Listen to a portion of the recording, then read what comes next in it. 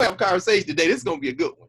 All right. Well, All of listen, a good one. welcome to In Class with Carr. We already started, and I just hit record. So that's what we do.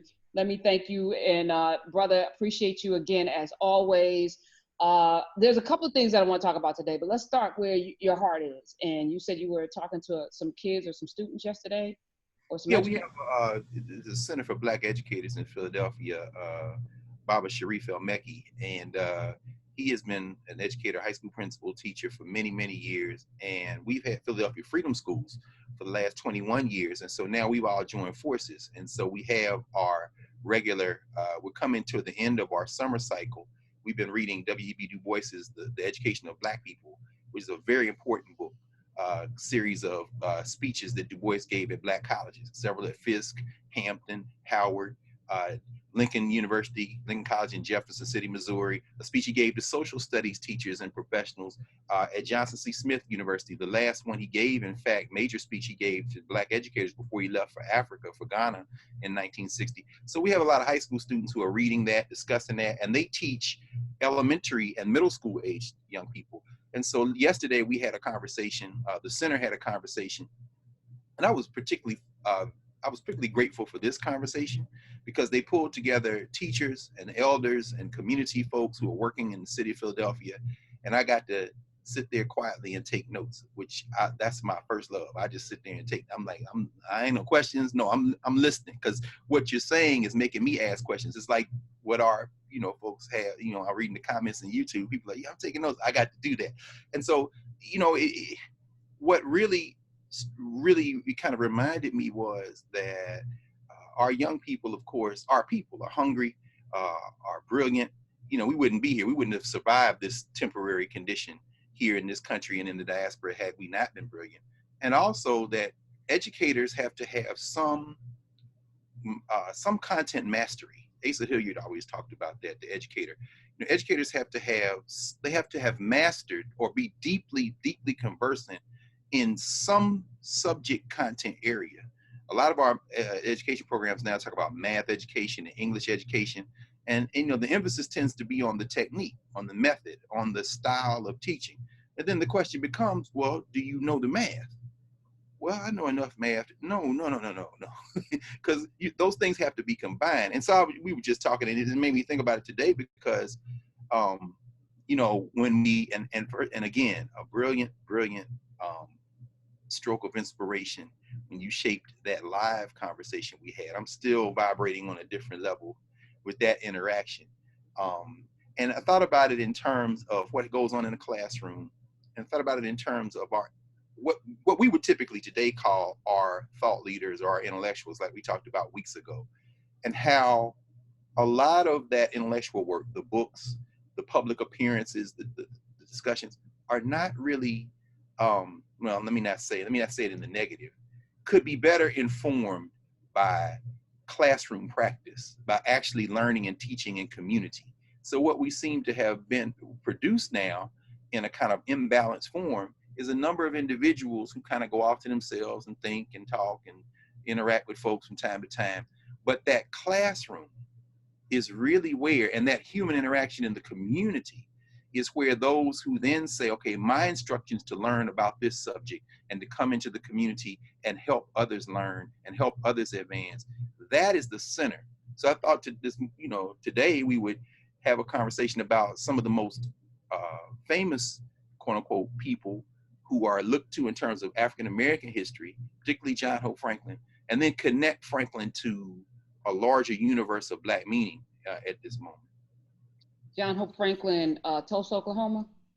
Yes, absolutely. Well, born in Rentisville, Oklahoma, where his mother and father moved, all Black town in Oklahoma, what they used to call the territory, after they left Louisiana, because Buck Franklin, who was a lawyer, his father, could not practice law there the way he wanted. So they moved to Rentisville. And when Can you pause for a second as a person that has a law degree? And I will keep saying that because I love that you did that and then pivoted over to Africana studies. To have a law degree for a Black man in the 1800s, what did that even require? I mean, what was that? Like, where, Like, how do you even imagine that you could become a lawyer in the 1800s as a black man in America? I want Well, to start there. I'm gonna tell you right now, Karen. This is one of the most beautiful things about our people, about humans. You know, Asa used to always say this as well. We're always learning. When people say, "Oh, I don't know how to teach these children," they don't want to learn. No, a human being is always learning, and we learn by modeling. As you say, we see things from the time we come out of our mother's wombs. You know, we learn to smile and frown. I mean, and we always learning to the day we go back to whatever we were at before we came into this physical space. So, Buck Franklin, in many ways, was inspired to and instructed to do intellectual work by those who he modeled. It's very interesting. Franklin was born in what they call the territory. I guess they call it Indian Territory at that time, Oklahoma, in the late 19th century. And actually lived to 1960, which is very interesting as well. But Buck Franklin went to Nashville to go to college. There was a HBCU there that no longer exists. It's been gone for a century now almost, called Roger Williams University.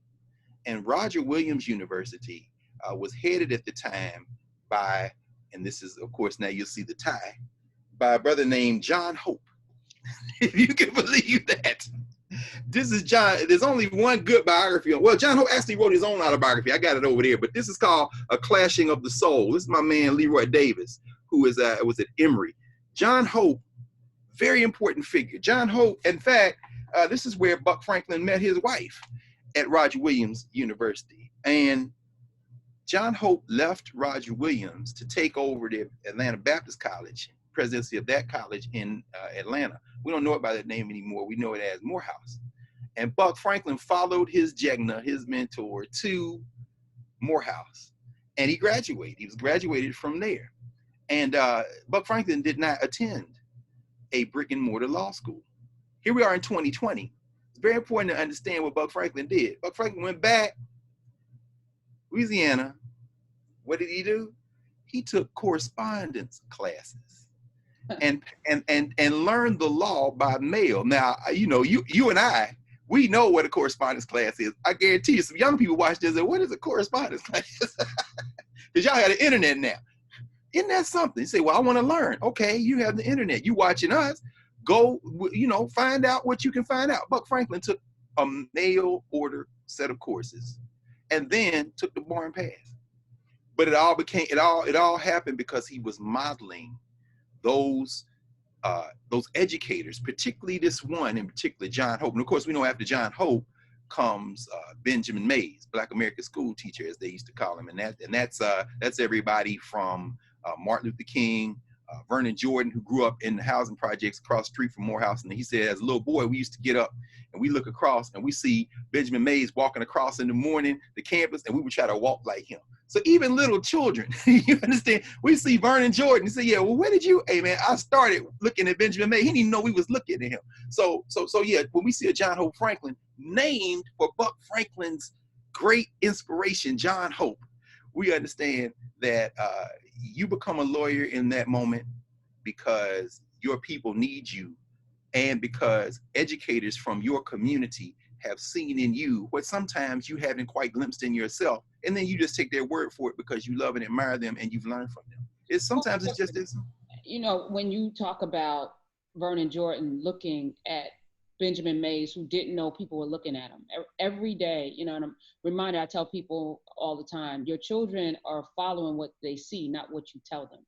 You know, we tell kids, you know, oh, don't do this, don't do that, but they're watching you. And the first modeler is in that household. You know, your parents don't have to sit there and teach you comportment and discipline and behavior. You learn that watching. I watched my father get up at 5 o'clock every morning before he left the house because he, you know, was triggered by growing up in a nasty home. He mopped the floor with bleach every morning and then got up, went down to his store because he didn't want anybody to steal his newspapers because they got there at 5. He wanted to be there before the newspaper truck, put him in his store, then went to work as a parole officer. I watched that. He didn't have to say, Karen, this is what it takes to be successful. I watched it. You're talking about somebody across the street growing up in the projects, watching somebody walk with dignity and wanting to model that and then following that. So if you're listening right now and you're raising children or you have children around you, they're watching how you talk, That's how right. you carry yourself, what you do every day, and that's what they're gonna model. So it's no, to me, there's no coincidence sometimes. People like, I don't know where that came from. Oh, yeah, it came from somewhere. There's no mystery here. There's no bad apples. I don't think we come out the womb bad apples. Something they saw in that household shifted and changed how they behave, negatively or positively. So I just wanted to just put a fine point on that because that was powerful when you said it. Absolutely. Ransom.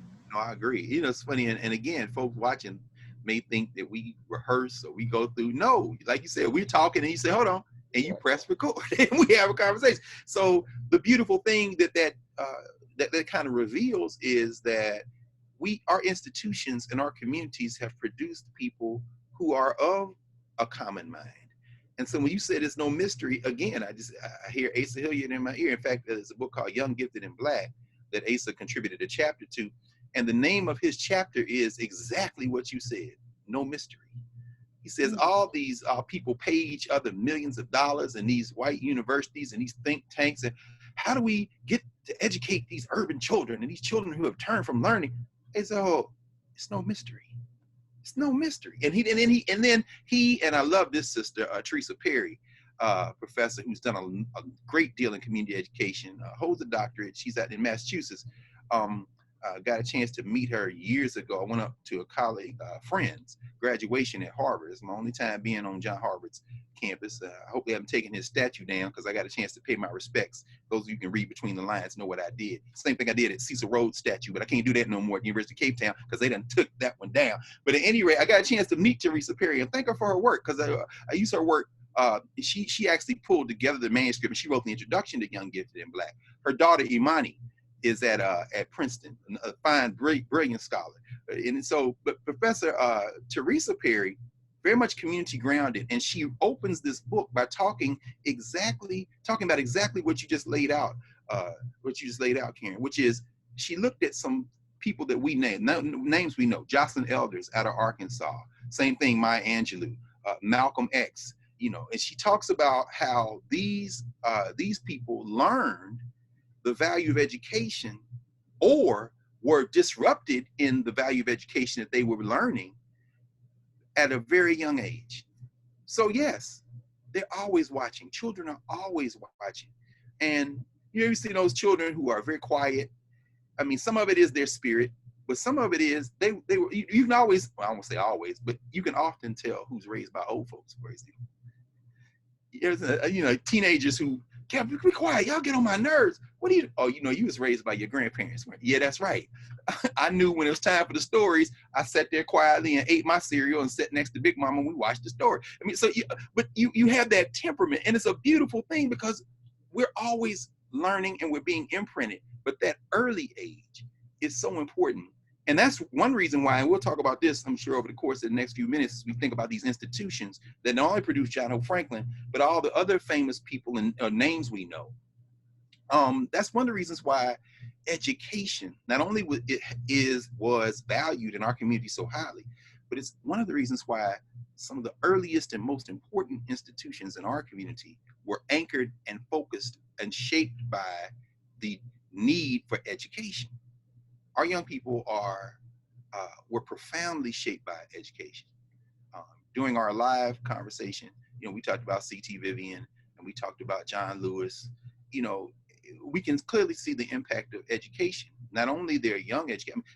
C.T. Vivian's parents separated, split when he was very young, and his mother. That's why they moved to Illinois. One of the reasons they moved to Illinois, and he used to talk about how his grandmother, because the schools were better in Illinois and they were integrated. And she wanted him to get the best education he could get, like your father, like my mother and father. And it's funny because your father and my father the same way. My father didn't have as many responsibilities as your father did, but he was up before the dawn. And I will remember to my last day on earth that I never got up earlier than my father. Many times I woke up and it was 4 days and he was in there whistling in the little bathroom in Nashville in our little house, getting ready. And there were times when we didn't have a car, he would walk to work. So I often tell the former president of Howard University, Sidney Rebow, who I love that brother. He's an elder. Dr. Rebow came up in Detroit. he worked in the auto factory, in the Ford plants, to put himself through Wayne State College for his first degree. And we used to laugh because whenever something would hit a snag or we be in a meeting or something, afterwards we laugh and say, you know what? They ain't never going to outwork us. And then we would talk about our fathers. So, I mean, because you learn that work ethic. When I look at you, I say, I see your father. Why? Ain't nobody ever going to outwork you. No, I'll figure it out. Just give me a minute. You know, give me a month, give me 2 weeks, give me a day, because I'm going to do this. And so the education system was very much the same way for our people. So like you said, there's no mystery to educating our people. We've just got to refocus for those who may have got straight off the path. Because when, you know, so yeah, let's talk about that a little bit. One of the reasons that I thought it would be good for us to have a conversation today about Franklin in the field and those kind of things, and teaching and learning, is because we've reached this moment now where the things we knew about this country, the United States, are being revealed. You know, COVID-19 has almost, like I read somewhere, somebody they made the metaphor of an X-ray. It's like COVID-19 just X-rayed the country, and now everybody can see what we had already known. The pastor at Ebenezer Baptist Church, I think Pennick is his name, Raphael Pennick, he calls it COVID-1619. He said, yeah, the country has had this from the beginning, but this COVID-19 has shown through, and now you see the rest. But I think it's a little bit, well, no, I'm gonna say it's what we're seeing. There may be better language for it. Did you see that Arkansas Senator Tom Cotton, looked like he came out of Uncle Tom's Cabin or Blake? He trying to introduce legislation to stop local school districts from teaching the Black history. Right. What do you think about that? Right. You know, this education system was never designed to really truly educate us. So this period, this, not even the pandemic, even before the pandemic, because we've been doing this for almost 6 years now on the radio, and I've been doing this for 20 years in my life. I've always recognized the miseducation of not just the Negro, the whole entire country, on purpose.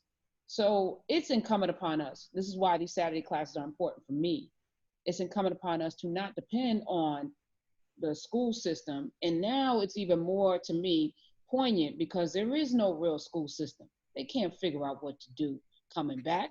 So there's an opportunity here to actually educate, to actually tell the truth, to actually follow breadcrumbs and educate yourselves and one another. It's our responsibility to have these conversations that you and I, Dr. Carr, are having in your homes with your friends. And each of you, like you said, like if you're interested in tech, or you're interested in history, or you're interested in math, go down those rabbit holes and then bring it back to your community. Yeah, I'm not worried. I don't focus at all on what these legislators are doing, because they're temporary, like momentary, but they're impactful.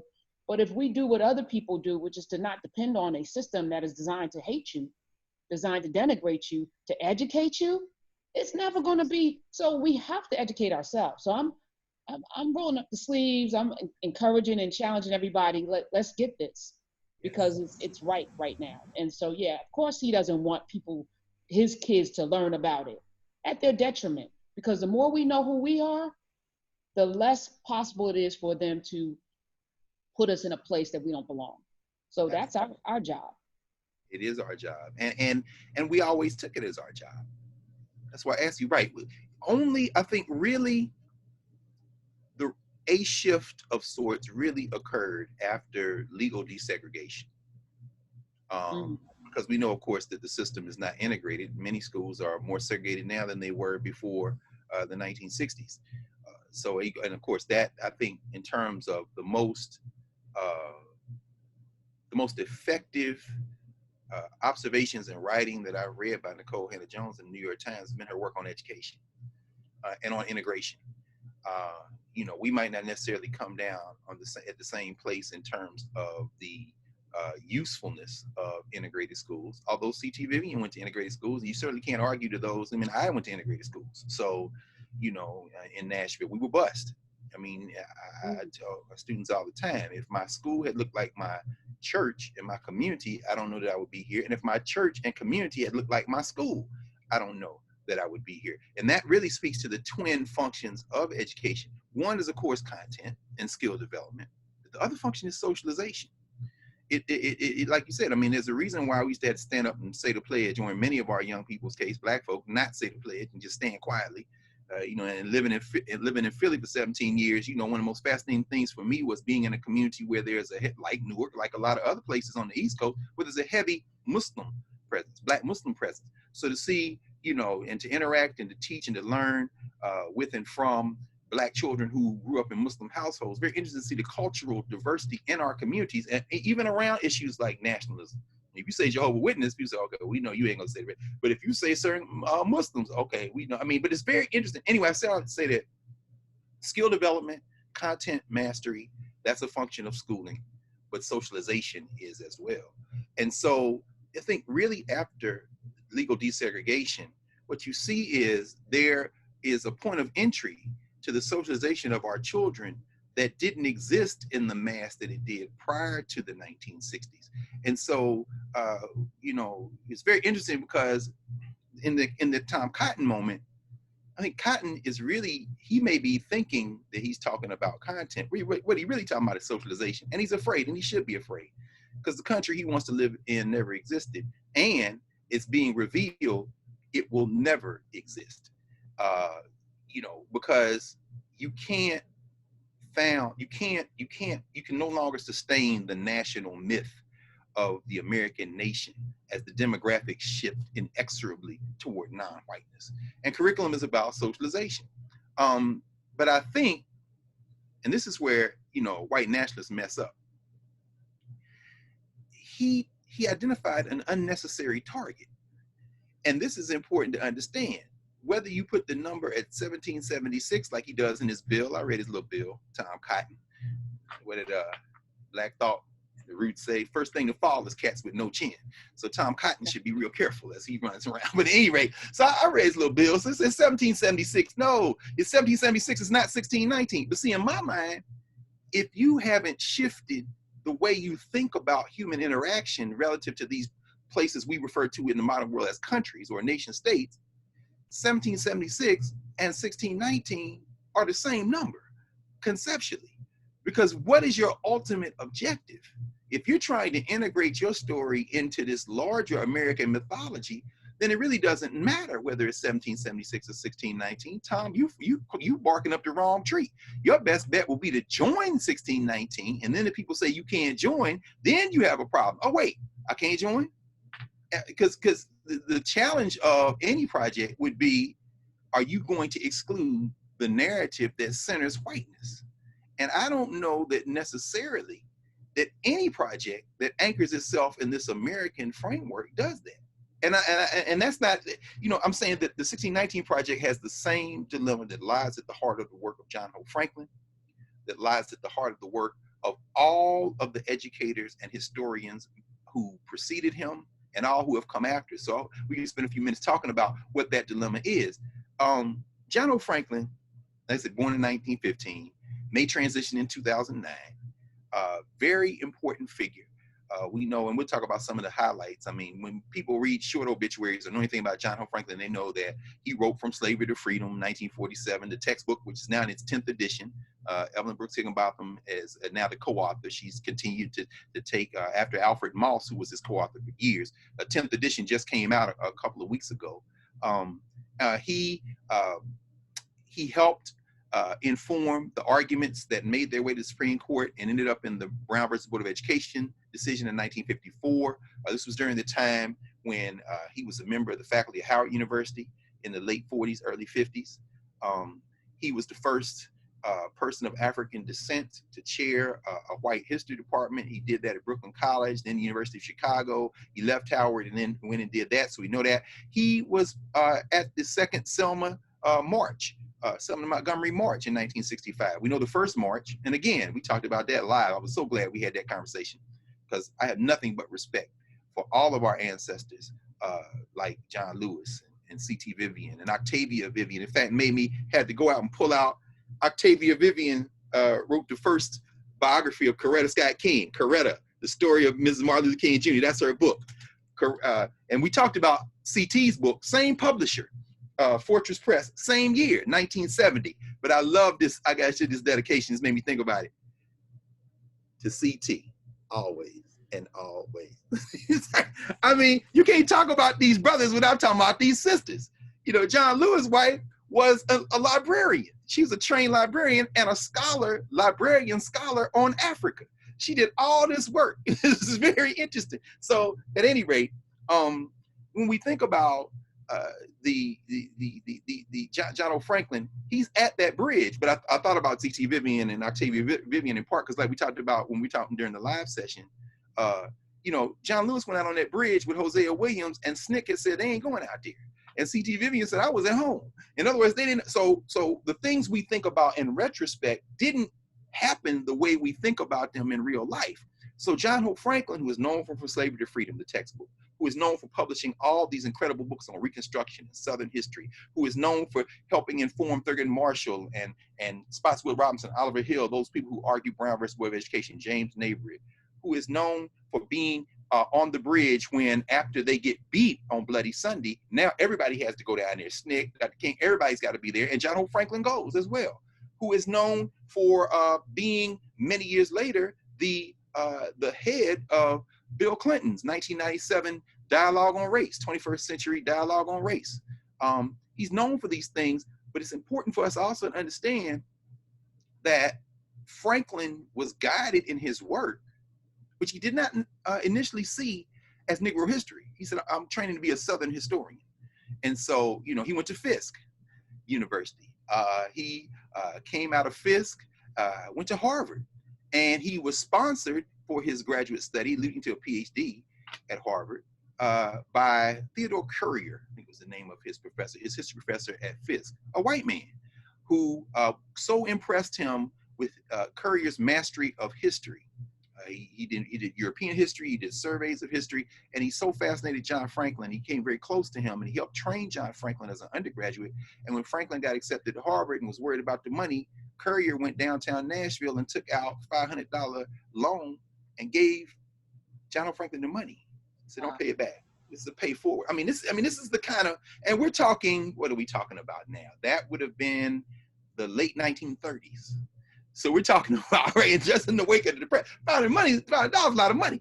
Unfortunately, that's a lot of money to some people right now, as Steve Mnuchin and them try to cut off people's unemployment benefits and take this $600 from them.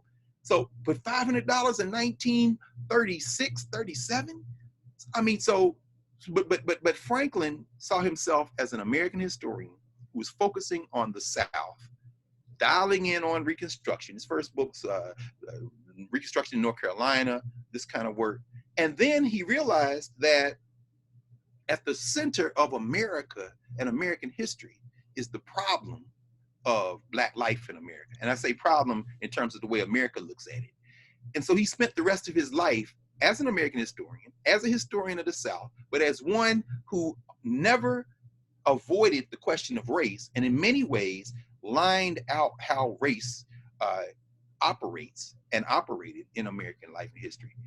But I bring that up because near the end of his life, John Franklin gave a talk at the Library of Congress. He received one of the highest awards the Library of Congress gives. And he talked about meeting Du Bois. Buck took him to see Du Bois in Oklahoma. He was 11 years old, so he hadn't been there long. Oh, by the way, they've just found a couple of years ago, maybe 2016, a small manuscript, 10 or 11 pages, handwritten manuscript from Buck Franklin. Because as we've talked about, Karen, off camera, and one of the reasons why, when you said, oh, we should do John O. Franklin, because we were talking about Tulsa, and you said, oh, Buck Franklin was a lawyer. He was there. Yes, they were there. And they found this little manuscript, which is now in the collection of the National Museum of African American History and Culture, because Buck Franklin, John Hope Franklin, named for John Hope, and then John and Aurelia Franklin, who Aurelia was a librarian. So a lot of these sisters, again, we think about Dorothy Porter, all the sisters we talked about, his wife, Aurelia. Their son, John Whittingham Franklin, John W. Franklin, is a PhD anthropologist, spent many years in Africa, works with the Smithsonian, brilliant brother, just a very good brother. And he works with and helped get started and continues to work with the Museum of African American History and Culture. And he didn't know about this little 10, 11 page handwritten manuscript by his grandfather, because John W. Franklin and John Hope Franklin were able together to finish John W.'s grandfather, John Hope Franklin's father, Buck's autobiography, My Life and an Era. So there's a book that that Buck Franklin wrote about his life and times, which includes the fact that he was there when Tulsa, the Greenwood district, was bombed and destroyed. In fact, as when we talked about Tulsa, he was one of the lawyers who filed lawsuits, ultimately unsuccessful when they were trying to rebuild the district. But I bring it up because this little 10+ page document is Buck Franklin's handwritten account of what happened during that massacre, what happened during that riot, that white riot. And he's writing about, I see the planes, I saw the planes, I saw the pepper balls. It's like, wow, he's writing about this. And that wasn't included in the other manuscript. It's just been discovered a few years ago.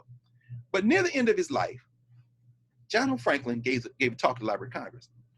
And John Hope Franklin talks about seeing Du Bois when he was 11 years old, which would have been, 1926. So after what happened in Tulsa. And he says, I saw him when I was 11. I met him again much later. He said, he said, when I approached Dr. Du Bois after I finished my doctorate at Harvard, he was eating in the dining room when he segregated hotels. He walked up to him, he said, Dr. Du Bois, he's reading the paper and eating. And we'll have to do one on Du Bois, because that's a fascinating character. So much been written about him. He wrote so much about himself, but this is just one little Du Bois story. He said, Du Bois was reading the paper, eating his dinner, and I came up to him and said, I'm sorry, Dr. Du Bois, I don't mean to disturb you, but my name is John Hope Franklin, and they say you're a great inspiration. He said Du Bois didn't look up. Du Bois was infamous for keeping his schedule. He said he would write out plans, no exaggeration, for years in advance, and then map them back to months in the year, to weeks in the month, to days in the week. And you see these long charts. That's how he says, I was productive because I kept to my schedule. So it's time for him to eat dinner and read the paper. I ain't got time to be talking to people. This is my reading time and eating, right? So he says, I went to Fisk like you did. Said Du Bois didn't look up. He said, I'm named for John Hope, who was your very good friend. John Hope hired Du Bois at Atlanta University. Said Du Bois didn't look up. He said, I remember Alpha Alpha. That's your fraternity. Du Bois didn't look up. Finally, John Hope Franklin said, I have a PhD from Harvard in history. I followed you there. Said Du Bois looked up. How do you do? And went right back to reading the paper. He said, now, after that, he said Du Bois would eventually, in fact, all those stories, this is a great book. This is John Hope Franklin's autobiography, Mirror to America, the autobiography of John Hope Franklin. John Hope Franklin was a beautiful brother. I only got a chance to meet him a couple of times, but just a very gracious man. He said, in fact, one of the reasons he said he always stopped and talked to people was because that encounter with Du Bois reminded him of the chance you have in an instant to impress somebody and maybe teach a lesson. To the point you raised as we started, people are always watching. You never know the impact you can have on someone. He wasn't offended because he kind of, Du Bois' reputation was well known. He said, and eventually Du Bois became very good friends with he and his wife. Du Bois apologized. And they became very close. But I raised that because he said, I met Du Bois, then I met him again when I was a younger man, and then we got to be friends. And he said, but Du Bois left. Du Bois left the United States. This is really where I'm going with this. And he said at his speech, he says, Du Bois insisted that people for who he spoke should never be satisfied with something so ephemeral as a promised land. So in other words, Du Bois said, you should never wrap your whole desires up in reaching this promised land, because we're human beings. We live in the world. The promised land, I like the way Elijah Muhammad used to say in Nation of Islam. He said, y'all looking for heaven and hell, that's here. Your heaven and hell is right here on earth. You know what I'm saying? So the time we spend in conversation, that's why I said that live piece just really, really moved me. I'm still resonating. It's like, okay, for these couple of hours, this is our promised land. As you're always reminding us, we build it, as Paulo Freire, the educator, says, we make the road by walking it. We're in the moment. And so John Franklin talks during that speech by saying, he says, Du Bois said, you shouldn't be spending your life trying to find a promised land. And I think about that when I'm reading the language of some of our writers who talk about the promise of America. And I'm like, man, y'all got to know better than that. Either you got a short memory, or you being dishonest, or you putting your eggs in a basket that doesn't exist. And you're playing into the Tom Cottons and them in the world, because if you can say that, then they say, me too. Let's come together. No, not you. No, wait, actually, no, me too. And in fact, the people you're calling your founding fathers, they were white like me. So if you want in, I mean, you can black and brown them up and do a little Hamilton, but at the same time, those are my people. So the whole thing is confusing when you trap it, 1776 or 1619, into this notion of this promised land. But here's the center of the tension. John Franklin, brilliant scholar, better human being as far as I'm concerned. I never got a chance to meet his wife. I know his son, and I love that brother. I mean, the same kind of generousness of spirit. But he says in this same speech, he said, but Du Bois left the land of his birth. He left because he did not believe that this land could create full citizenship. Not for Negroes, not in the near future. And so he left. And I think about something Du Bois wrote to a friend just before he left. He and Shirley Graham, his wife, he wrote a note and he said, chin up and fight on, but realize that American Negroes can't win. And so Du Bois, who had spent his whole life, he wrote his first articles for the Black Press, New York Age, he was 16 years old, all the way to 93, 92. He says, we're out. And they go to Ghana, because the crew was like, come over here, man. We got this Encyclopedia Africana we need you to work on. He said, I got you. I'm with you. And so he and Shirley are buried there. And so, but John Franklin says, he left the land of his birth. And then John Hope Franklin delivers what I consider to be the heart of that speech he gave to the Library of Congress in 2006. He said, we should not retreat to Ghana, nor should we, or anywhere else. Then he says, nor should we desire to do so. Our past is here. Our loyalty is here. Our presence is here. And our investment of more than 3 centuries is here. And I listen to John Hope Franklin. I respect John Hope Franklin. I couldn't disagree with John Hope Franklin any more than respectfully disagree. And then while understanding that point, and I'm saying my disagreement with that attitude isn't a condemnation of that attitude, because it's an attitude many of us have. Right. This is the land that we were born in, but that's different than the land of our birth if we're tying birth to a mythology. And when John Franklin says, 3 centuries we've been here, yeah, but what about the 150,000 of Homo sapiens before that? And the 10,000 of recorded history before? Why are you starting with 3 centuries? Is the trauma so shaped our experiences that we can only think backward in time 3 centuries? And we were so traumatized, and we know in individuals' lives, trauma can often destroy memory. Yeah. We don't remember anything before the trauma. So a lot of our writing, a lot of our teaching, most importantly, traumatized, is linked to the trauma. So when the thing keeps happening to us, and what do they say about trauma victims? I mean, it's like you keep reliving the trauma. So now here we are in 2020. They are in the streets in Portland. And it's interesting. I was reading the New York Times, and one of the headlines on the July 25th is, it says, where is it? It's on the bottom below. Marching for Black Lives in the whitest big city.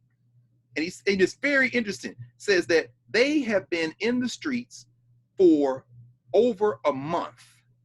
A sea of white faces in one of the whitest major American cities has cried out for racial justice every night for nearly 2 months. And it's getting bigger and bigger. Now, of course, mainstream, or what, not mainstream, white stream, or commercial news entertainment media has decided not to cover it now. But the protests going all over. So in this moment, you've got an Attorney General of the United States that's saying the protests are causing these problems. You got a president of the United States who's saying, I'm just going to send troops everywhere. And they focus in on the troops he can control. And we talked about that, almost 2 months ago now. The Insurrection Act of 1807.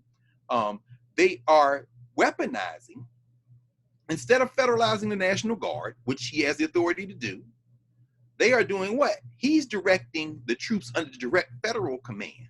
So Department of Homeland Security, ATF, FBI. In other words, I ain't got to, and those groups are probably overrepresented by white nationalists.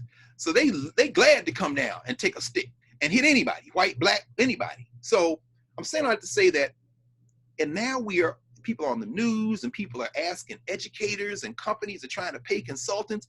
What can we do? What can we do? No, the first problem is we got to stop believing in make-believe. See, I made up a make-believe America so that you look at these things as aberrations. They are not aberrations.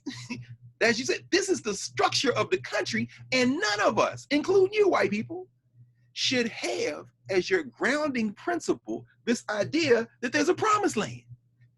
But it's hard to displace that promised land because you want that promised land to be America, and you want it so bad that you're willing to go back to the founding of this sphere of violence and attribute that same desire to people who would have, if you're a woman, had you in the kitchen, if you black or brown, had you in the field and in the kitchen. In other words, they didn't see it the way you see it. And no amount of singing and dancing, no amount of rereading the Constitution will enable you to back map into history that fundamental founding flaw. And so Franklin, seems to me, Franklin understood that. And it's very interesting. So did our people. So what I hope we can spend, these last few minutes talking about is the divergent traditions in our community. I mean, just to kind of gesture, as you always say, breadcrumbs to help people understand that our people have always understood what Du Bois was saying, and that there's always been a debate over where we should put our energies, and that it's never been either or. It's always been both and. You and I both have traveled, been outside the United States, go to Africa, come back to the United States. My passport says US. I'd like to have 3 or 4 more. I hope to have 3 or 4 more. And there may come a day when I go and don't come back. But having that option is seen as being disloyal to America. Perhaps it is, but that's not the test for citizenship. I was born here, which means I'm a citizen. So let's not confuse the law, which is what Du Bois told those school teachers at John C. Smith in 1960. He said the laws are going to change. And when the laws change, this is what's going to happen. The law, man, here's the book, The Education of Black People. We talked about this one before. He says in this book, Whither Now Why, the last chapter of the book, a speech he gave in 1960, he said, when these laws change, then we're going to have to answer the question of race and culture. He says, because the laws will say you're equal, but then you're going to have to ask yourself, do you believe what they believe? Do you want to disappear into that culture when you have your school children? He said, and this is what's going to happen. When the laws change and the schools are integrated, they're going to treat the children like trash. The children are going to ask you, why do I have to go to school? They're going to start dropping out. I mean, this is 1960. It's like he done looked forward to 2020. He said, this is what's going to happen. If you don't decide what you want, when these laws change, you're going to disappear into somebody else's imagination in terms of who they think you are. Yeah. We had this conversation off mic right before I hit record, as a matter of fact. We were talking about education, and one of the things that was important for me to do with you, why you are in class, while we're in class with Carr, is because of your unique study of African history, of the hieroglyphs, of Nubia, of all things, because our story didn't start in 1619. And because we don't have that institutional memory, and because we have been indoctrinated into a vision of ourselves that is not who we are, the real work, and this is what the last 7, 8, 9 weeks has been about, getting the soil right. I talk about that because you can't plant seed and when the pH balance is off. You can't plant seed when the soil is hard. You can't plant seed if there's no sunlight and water and nourishment. So we've been providing the nourishment, the sunlight, the water, the right pH balance, so that when we plant these seeds, when we go back and you start breaking down what the hieroglyphs are and how they came to be, and what leaders we've had in the past, from the Candaces to the Dora Milaje to the Shaka Zulus, we go all the way back. When we start talking about Mansa Musa not being the only wealthy person who looked like me and you, maybe the wealthiest in the world, but not the only one. And there's a history of wealth. There's a history of culture. Right. Where do religions start? When we say amen, we're going to talk about all of that, right? We're going to talk about all of that, but we can't talk about all of that as long as we're indoctrinated into a mind frame of who we are through the lens of somebody who doesn't like us. That's somebody right. whose benefit it is for us to not like ourselves. That's right. This world, this construct only works when we hate ourselves, when we don't know who we are. It only works if we conspire with one another to follow that lead instead of follow. That's why I'm even breaking down food. I'm breaking it like it's important, and it's evolving because as we're having these conversations, I'm also learning. You teach, you learn. You, as you said, you write, you study because that's the process. And even that is African, and we don't teach that in the schools. That's not how our school system is set up. Set up to regurgitate what we tell you, That's and right. they repeat it back to me, and you get a good grade based on your ability to repeat those lies back to me. That is not learning. And so No, we're doing this, and again, I'm so eternally grateful. As I also hit you with Whitney Young, whose birthday's coming up. I think it's yes, July 31st, yes, and I was going through. He did a plan for Black America, yes, and yes. I'm saying like, where is it? I couldn't find it, Dr. Carr. And you're like, I don't know. We And found it. I just got to put my hand on. Apparently, it's in Militant Mediator. Well, Militant Mediator is one of the books, and then he wrote his own, To Be Equal, his autobiography.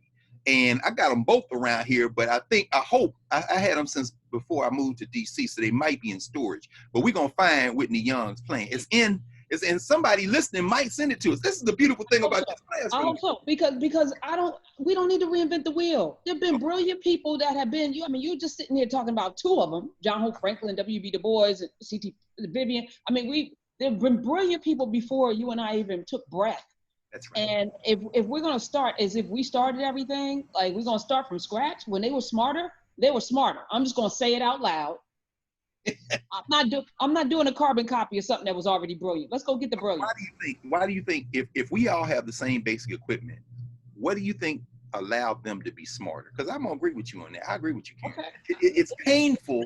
It's painful for people now to hear because we have all the gadgets and we think, oh yeah, no. But why do you think they were able to make better use in many ways of the same basic equipment we have than we have been? Because I think they fundamentally understood where the power lied and what it took, right? So if you aren't allowed to be educated, and you have to walk as Booker T. Washington had to walk through, sleep on the streets in the gutter to go to college. If you had to go to school, get a degree, and then be told that's not good enough, as Du Bois found out, that's not good enough. You got to start all over again at Harvard after you already have. Are you kidding me? Okay, no problem. I'm gonna do that, and I'm gonna master your thing, and I'm gonna graduate with honors. Your crap. If you had to do that, like we're coddled. A lot of us who feel like we're the oppressed. You don't know oppression. If you're watching this right now, stop it. Knock it off. We may be in the streets. It may be horrible, but you don't know oppression, and you don't know how to overcome oppression and still win because that muscle hasn't been cultivated. We bitch and complain. They got busy, and to be 90 something years old and still, as Du Bois did, go to Africa and is like, I'm starting over. Come on, who has the testicular fortitude or ovarian fortitude to do that?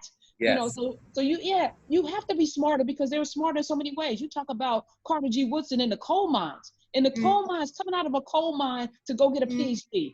I don't know too many people who've done that, but it was normal. All of the librarians you talk about, and because Black people were, we couldn't work in certain fields, all of the Black scholars and teachers, because that was the only thing a Black woman could do is become a teacher. What did it mean to be a Black teacher teaching Black kids? Listen, there's nobody, I can't even say I'm smart in relationship to some of the people we talked about. And that's the challenge for me, is to like get busy and like step my game up, because I know I'm not reading as much as they had to. So yeah, they were smarter. So I'm gonna look at a Whitney Young and say, yeah. You're smarter than anybody right now calling themselves head of an urban league. Yeah, he started it. And interestingly enough, we say, No, and I was like, our job is to pick up the baton and run further, but we're not. I feel like we've gone back, and then we have to like run back and get the baton that they put here and figure out how to get back to where they were to get. It's like we have a lot more work to do right now, and I see it, and I'm nervous because I don't know if we have the discipline to do it, but we'll see. well, this is part of it. What you're doing with us. I was watching uh, your discussion with Anna Devere Smith, and it was very powerful. And, I only met that sister once. She came to Howard and they debuted a movie. And, always in awe of her ability to listen to people and then translate that into ways to build bridges. And of course, y'all are teachers. So to hear y'all talking about your students and to hear her say, I was so glad when I was at Hunter, and your students, they're working class, they're hungry. And she kept saying, not to put down my NYU students, but she was trying, but the point you're raising, I think, is very important.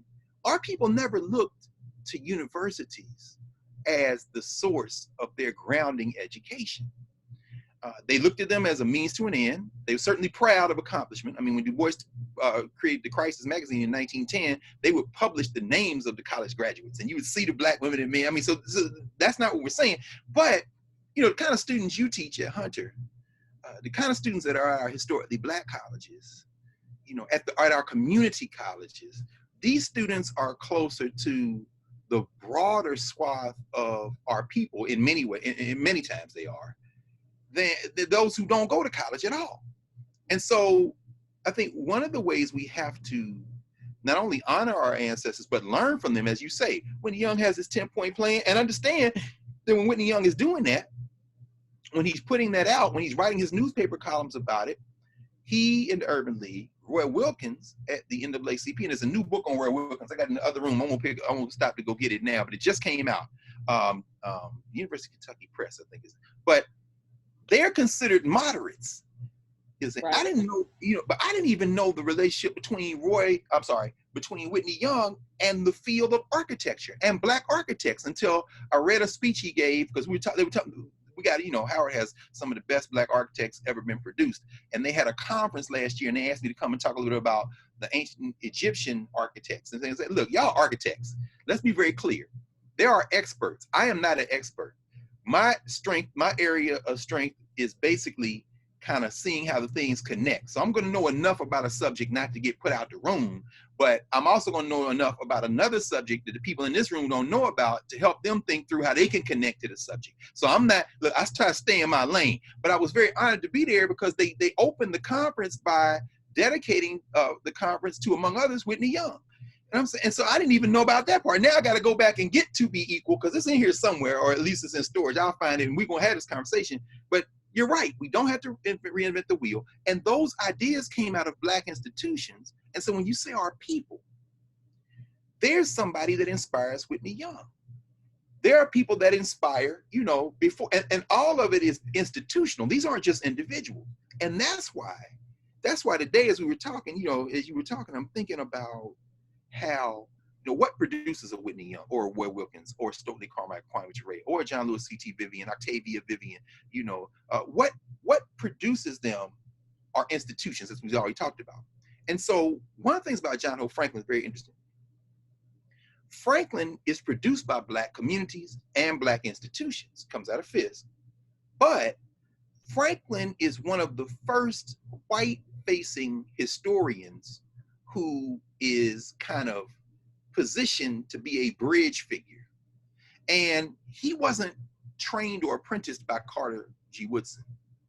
And this is where we tie a couple of the threads together. It becomes very important. He was friends with Woodson. They approached him at Carter G. Woodson's funeral, actually, and asked him, would you consider, taking over leadership of the Association for the Study of Negro Life and History? He said, no. It's a real honor. I love Dr. Woodson. I respect, and I'll always be a member of ASALH, and I will always do. Now it's ASALH, African American Life and History. But I have some other things I want to do, and so he did that. But that moment captures, in some ways, a shift between institutional-based black education, which was largely community education, K-12 education, and the kind of individual kind of accomplishment as a marker for group accomplishment model that came after Jim Crow ended. So now we look at individuals and say, look, no, you're not even connected to black communities. You may come in and talk to a black community sometimes, but most of your conversation is white facing. You're talking to other people, which is fine. We need that work, but don't confuse that with what all these ancestors did. So just like, as you said, a Whitney Young 10-point plan, what the Muslims want, the Nation of Islam, which the Black Panthers then took as their 10-point part. We have blueprints, and generations before that had blueprints as well, which is why I wanted to kind of wrap it a little bit by talking about some of the pieces. John Franklin, as I said, From Slavery to Freedom, very important. But the meaning of From Slavery to Freedom, in terms of a textbook that faces outward and says we're going to integrate our history into American history in a certain way, cuts out all the institutional work that preceded it. Alfred Knopf, and he tells a story in here, in Mirror to America. The publisher approached him in the 40s, Alfred Knopf, and said, we want a textbook. And they wanted a textbook that they controlled. Okay. Franklin said, I'll do it. He was leaving St. Augustine College. He ended up at Howard, and he wrote From Slavery to Freedom.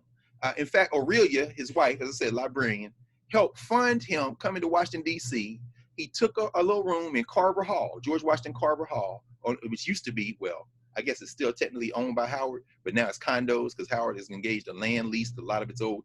Again, these are the things that just kind of make me wince when we think about the fact that our people can't generate enough support so that we can control our dormitory, so that now the dormitory named for George Washington Carver, where John Hope Franklin stayed in one summer when he was writing From Slavery to Freedom, is now a home for those who can afford condominiums. But at any rate, John Franklin, they had a debate over the title. He said, for a while we toward freedom, but that title was, quote unquote, too tendentious for a book of this nature. Freedom's people was satisfactory, but no one had given any great enthusiasm for it. Someone thought of its title From Slavery to Freedom, but there was some hesitation because a book with that title, though on an entirely different subject, had appeared about 20 years earlier. There's the breadcrumb in this book. First of all, when I first came to Howard, they had hired me too late to pick my own textbooks. So for the first semester, I had to pick whatever they had ordered for that class, and they used From Slavery to Freedom. That was the first and last time I've used that book. John Henry Clark, who's actually born the same year as John Hope Franklin, 1915. John Clark said, if you start your history with slavery, everything since then looks like progress. And I know there's a couple of little chapters on Africa in there, and every edition has gotten better. The 10th edition, better than the previous 9. You still are using Africa as clearing your throat before you get to the real history. What's the real history? The trauma. And yes, people say, I mean, in fact, all the books do this. I just picked up a couple off the shelf. I ain't gonna show you all of them. This is my friend Robin Kelly, who edited a book with Earl Lewis, A History of African Americans, To Make Our World Anew. Again, to make our world anew. Okay, anew. This whole notion of this promised land, this vision, and yes, a lot of Africa in here, you're talking about African survivals, but the framework is still off. But when John Franklin says there was a similar book that was published about 20 years before, he doesn't footnote that. So I'm thinking, what is it? But I know the other historians who are working and the teachers who were working in the 1940s, who were around John Hope Franklin, who no white publisher approached because they didn't have Franklin's credentials, which meant those white credentials. They didn't have his reputation, which was sterling. And most importantly, the white publisher didn't approach John Hope Franklin because they were so concerned with black people. They wanted those black dollars. And the textbooks that were published before From Slavery to Freedom were overwhelmingly by black people, published by black people, used in black schools. And I brought a few of them out so you could see. The one that was most popular, let me see if I can pull it out here. Yes, 1922, Carter Godwin Woodson, The Negro in Our History. You know what I'm saying? This book at that time was almost 700 pages.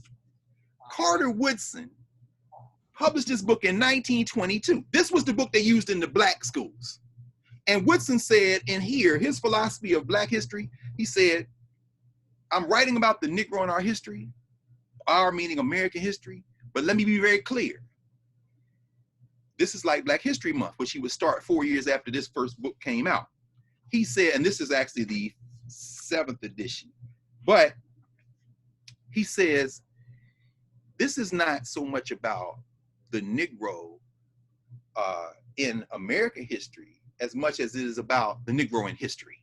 He says, if you just tell the facts of what has happened to our people, who we've been since we've been on the planet, he says, our case is well taken care of. He said, do not engage in either undue eulogy or special pleading for the Negro. Just tell the history. So what he does is set up this framework. In fact, the first chapter, the unknown African origin. Chapter 2, African institutions, a background. Chapter 3, Africans in history with others. Chapter 4, foreign aggression.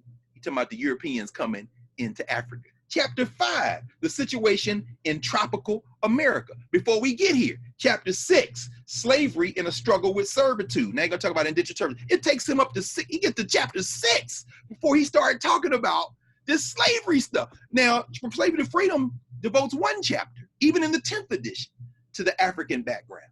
And in fact, Woodson did a book called The African Background Outline. Now, Woodson passed away in 1950. So his man's, Charles Harris Wesley, who he worked with, debated with, he picked it up. The Negro in Our History. Carter, Gowan, Woodson, and Charles H. Wesley. But this book, the Associated Publishers.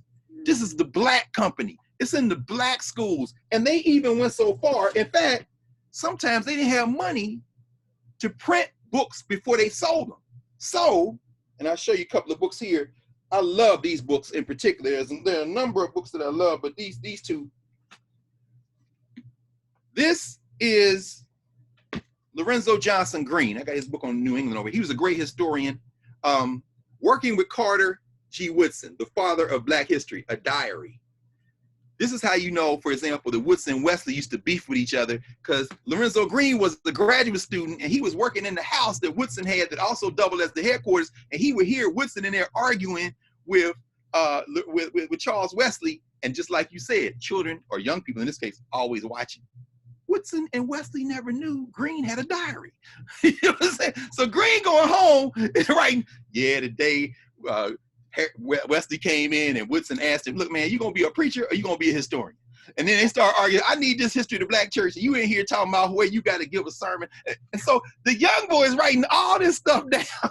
So this diary is the art. And then they found a second volume. This is volume 2, Selling Black History for Carter G. Woodson. Lorenzo Johnson Green's second volume of his diary. So the first one is Working with Carter G. Woodson. The second one is Selling Black History for Carter Woodson. And when they didn't have money, they go, now mind you, in the summertime, these are graduate students. Woodson said, this is the deal. And this is why it's very important. John O. Franklin had a lot of students. He trained a lot of people. Woodson trained a lot of people. Woodson didn't train John O. Franklin. And Franklin never worked for Woodson. But most of the great Black historians prior to Franklin either worked for Woodson or worked with Woodson, or what they used to call Woodson's boys. Lorenzo Johnson Green, one of my favorites out of Fisk, Nashville, Alrutheus Ambush Taylor. How you even get a name like that? All these guys, all these young cats working with Woodson. And in the summertime, well, Woodson would pay them, and he would help them by helping to pay on their graduate school so they could go to school, get these degrees. In the summer, they would earn money by driving through, in many ways, the segregated South to these Black schools, Black churches, Black community centers, selling the textbooks. Mm-hmm. These are the history of our people. Again, tying together part of that economic plan with education. And they would say, and I love this because I'm a firm believer in this, bookstores are libraries with permanent checkout privileges. In other words, you can go to a library, check out a book if you ain't got no money, but if you got $2, get the book. If you got $15, get the book, because now it's your book. They would go into little community centers or little churches, and they would say, look, a book like this need to be in your house. You need to train, you need to educate your children. They're not just going to the schools, they're really going to the communities. And I want to show you something this is one of my most precious books. The Negro in Our History. But look how thin it is, because they wouldn't print the whole book. This is what you call a sample copy. It has a few pages, like here's a page talking about the Black people who were elected in Reconstruction. They show you that. They let you touch the binding. They said, this is the deluxe one. You can get a different one. And they even, at the beginning, this is why I love this one, because the page I'm about to show you is not in that other book. Woodson typed up how to sell the book. Confidential. How to succeed in selling the Negro in Our History. 3 important things to do. You talk to these people, you don't talk down to these people. These are the people who put the money in our institution that allows us to fight the Black History War. These are the people whose children we want to educate. So when you go into a community, you find the influential people, you sit, you talk with them, you show them this book, you ask them, can you show other people? I'm saying, look, I respect everybody out there working, but these are the foundations that we have to return to. This is what you're building in cyberspace. He's basically showing these are the breadcrumbs. This is how you spread breadcrumbs, right? And so from there, Woodson creates children's books, African myths. He's got a book for elementary school students. He's telling African myths, right? And then he realizes everybody can't read. Everybody can't read at that level. So let me see if I have a copy of that over here. And then I'll just show you a couple others, and we'll be done with that because I wanted to. Oh yeah, here we go. Here we go. They made a version of the Negro in Our History, which is basically high school level, maybe college level. They made a version for younger children, Negro Makers of History. In other words, now he's got autobiographical stuff. And what he does is, he said this book is an adaptation of the Negro in Our History to the capacity of children in the elementary schools. In other words, I'm going to make a version of this book for elementary school students, because we're not going to wait till they get to high school for the history. We're going to start them there. And so then, and his publishing company, they publish so many books. I just got this book last year. I was in Detroit, and I went to the bookstore. I was going to the bookstore, and I found this book. 1941, 3 Black women. Elise Derricott, Geneva Turner, and Jessie Roy. And the illustrations are by Louise Maylou Jones. Word pictures of great Negroes. You know what I'm saying? Word pictures of great Negroes. The Associated Publishers, Black publishers. So when Knopf approached Franklin, this is about a market. So hey, I got a lot of books about white press. It's important, but in terms of educating our people, no. We need to control education. We need to train our teachers. And so when Franklin says, well, From Slavery to Freedom was good, but there was a book right before that I'm wondering, this is a guy who I never got a chance to meet, but I stayed in the dormitory named for him, Merle Raymond Epps. He was a professor at Tennessee A&I State College. He started a publishing company, the National Publication Company of Nashville. 2 years after From Slavery to Freedom come out, Black people still writing their books. The Negro, 2, in American history. You know what I'm saying? Merle Raymond Epps, who had a master's degree. He was a member of Woodson's Association. He started his own publishing company. That ain't the only one he did. He did a book called, now he did what Woodson did. The same year, he said, you know what? An Elementary History of America, including the contributions of the Negro race. This is the one for elementary school students. Why do I bring them up? The 1619 Project is good. It's also not new, and unlike these, it's not by Black institutions. He then went and Merle Raymond Epps and said, let me go out here. This is actually before he did those textbooks. I'm thinking maybe this is one of the ones he's talking about.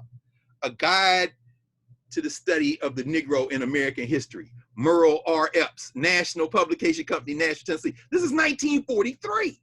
Now, I'll kind of stop there because there are many more. Well, no, let me show you one more.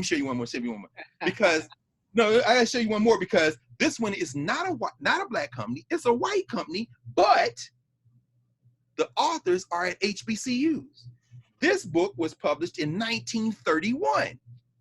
Readings from Negro authors for schools and colleges with a bibliography of Negro literature. Artelia Cromwell, one of the great, see, these are Black women too. Eva Dykes, Artelia Cromwell is at Minor Teacher College. That's one of the schools that merged to form the University of the District of Columbia. Minor Teachers College was the school that trained all the Black school teachers in DC. Wow. Eva Dykes is at Howard University. This guy in the middle, Lorenzo Dow Turner, is one of the great linguists in the history of the area of linguistics. That's public domain? That's public domain, isn't it? Oh yeah, all this public domain, no question. Okay. So you know what that means, right? It means you're gonna republish it. You know that. No, yes. Don't tell nobody, Doc. Look, everybody, look, but look, everybody can read. Like there are not a million. There are many new editions of many books. So's Black Folk, Miseducation, Negro. But if you don't know the institutional history, the thing that makes them different are the introductions and the bibliography. So you can So get people to write, we'll just well, have to, we can collaborate on an introduction. yes, we will be Yes, we collaborating. can collaborate on an So introduction. as you're wearing that Claflin University, South Carolina Oh, shirt, shout out to please, my cousin. Shout out to my cousin Timothy. Yes, that's look, right. look. Timothy Lyons, graduate of Claflin University from Augusta, Georgia. Yes, yes, yes. Okay. That's real because it's interesting because we were talking about this last week when we were doing we were talking about this when we did the live one. But you know, the high school students that we work with, we're reading this book during the year, The Lost Education of Horace Tate, Vanessa Siddle Walker. I love this sister right here. She's at Emory University. I've never met her, but I exchanged emails with her because I teach this in my Education in Black America class. This is a great book. Horace Tate was the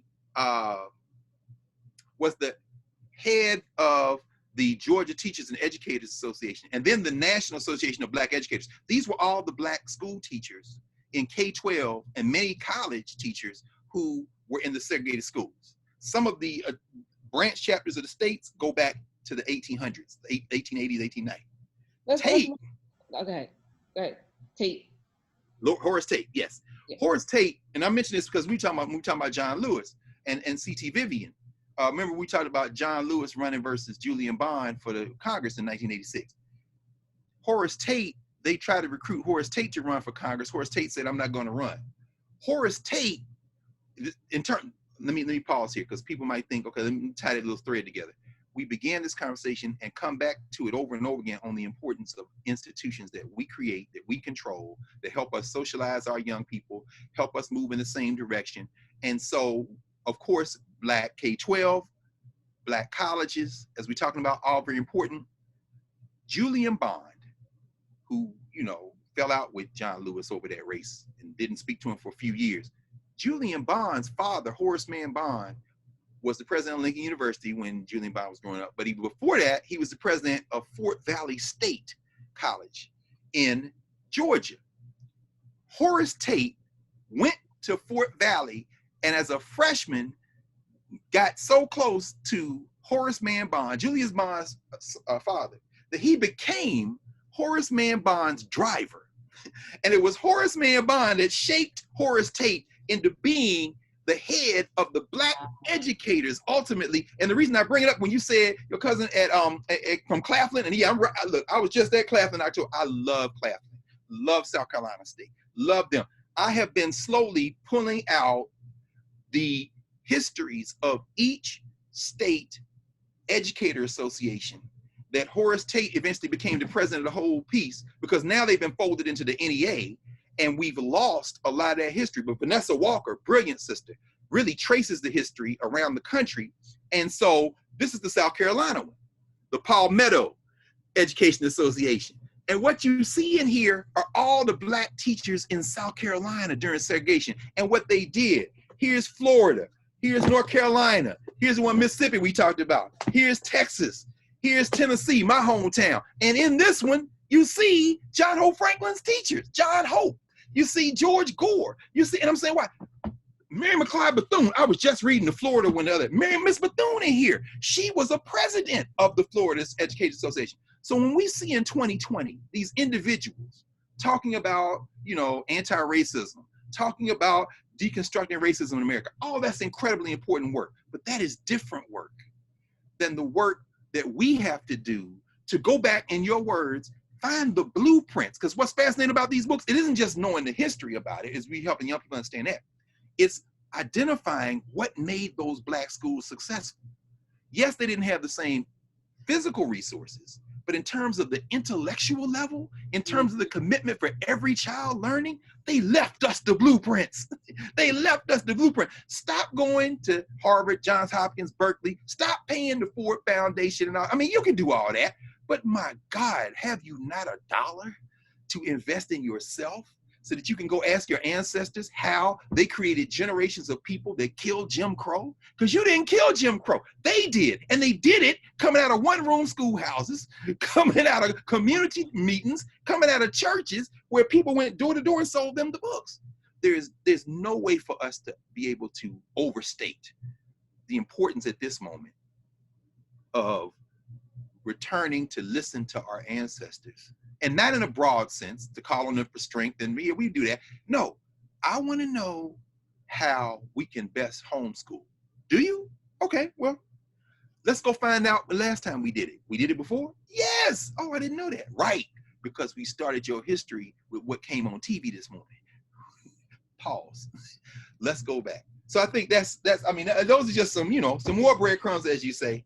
And eventually we're gonna do a live book club, and this is going to evolve, because that's the plan, into more. And I just can't thank you enough, because I have so much more work to do. Every time I sit with you, I'm like, I am not only am I not worthy, but I've got so much work to do. It's like, thank you. I feel the same way. Yeah, I feel the same way. Seriously, Karen. And I'm not just saying that.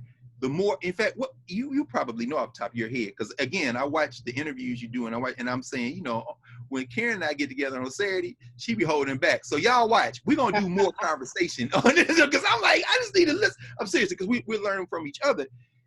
I forget, is it Doppler? What's that? There's some kind of effect the psychologists talk about. They say that the more you know about a subject, the more hesitant you might be to speak declaratively about something. And the less you know, say it again.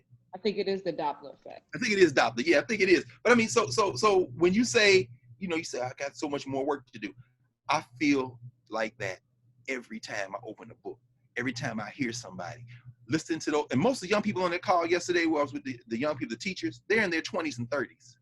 And so they said, Dr. Carr, no, please. I got 3 pages of single space notes, and I write small. You see, you know what I'm saying? So when I'm writing, I'll take notes. I'm writing like this. I write little small notes. You understand? So I got pages of. I'm listening to y'all because you're teaching me things I didn't know in terms of content, and you're teaching me technique.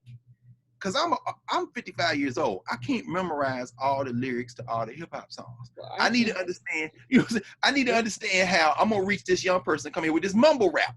Right. I'm not going to condemn it, but I know, but I need you to show me. I'm just, because we're in the same craft. Yeah, no, it's true. And it's not Doppler. We'll figure it out. But the more we ask the question, I think I read that somewhere, the more you ask your brain the question, the more it has to search for the answer. Question asking, we've talked about this, is not Socratic, it's African. The more you ask the question, so we're putting out a question right now to everyone, and it's your job to find the answers. We don't have it all. We don't have all the answers, not even close. But through this process, and I just feel like, collectively, if we all do our little part, we're gonna have the answers, because somebody's gonna come back, and then it's gonna piece together, and before you know it, we have the full picture. So I just want to say thank you. Book clubs coming, all of that's coming. Y'all be patient. And I know folks are anxious, but in your anxiety of what you don't know, and in your feeling bad about the things you don't know, embrace the moment and understand that if not for this, you still wouldn't know. So now you know. Now it's cracking open. And you know what you know. And you know what you know. Karen, when we had that live thing, just like we predicted, what happened? In the comments, somebody said, oh yeah, Egypt, Mississippi. I know exactly what it is. My daddy used to drive a truck through it. I'm like, yes, we all know what we know. Cairo, they start, no, it was, when we're gonna do more of those, I wanna do at least once a month, some lives, because I think people do have questions, and it's important, because it takes a couple of hours for me to go through the comments every day, and I'm willing to put that time in because we're getting the soil right. But at some point, it needs to be more interactive, and I'm just, I'm grateful for everyone taking this journey with us, because it was conceived in here, in my heart and my spirit, and Dr. Carr, came into it with the same spirit. So the ancestors lining up, and so this is special, it's divine, it's ordered, it's ordained, and I'm grateful. And I should also mention, and while I'm thanking you, we're thanking each other. We also, the people who also help. I mean, a lot of people buying books. Support Black institutions. There are Black bookstores, Sankofa. I mean, there's so many Black bookstores. Support this channel. You have to do that. And all those Black educators, a lot of them are still. In fact, I got this shirt, my dear friend and colleague, Kathy Adams, who is on the faculty, along with Andre Key and some others at Claflin. COVID-19 has us all scared to death, but our children are going to bear the brunt of it. And so please keep in mind, support these Black colleges. Because we don't, we are not Stanford. We are not Harvard. In other words, we ain't got plexiglass in every other place and every kind of disinfectant. Our young people are at risk. So I just wanted to mention that, Karen, while I'm thanking you for creating a place for us. Absolutely. And we'll be back next week. Yes. I love you. Love you Thank too. you.